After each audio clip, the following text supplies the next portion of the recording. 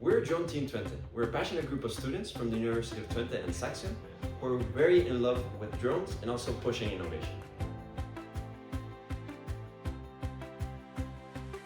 Each year we participate in the UAS Challenge, where 40 different student teams from all over the world put their humanitarian aid drones to the test.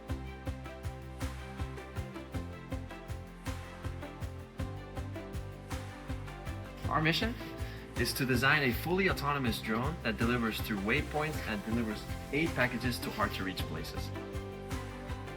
At DroneTeam, we are always pushing boundaries. This year, we are focusing on creating a more efficient, lighter drone with our innovative tricopter design.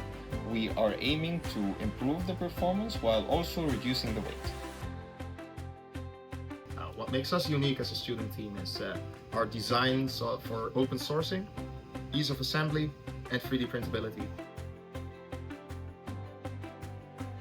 To ensure the best performance during our flight, we use the best components like carbon fiber tubes. They can withstand all the forces we use during flight, and that makes sure the frame doesn't break. This is where you come in. Every bit of your support helps us bring our drones to the next level.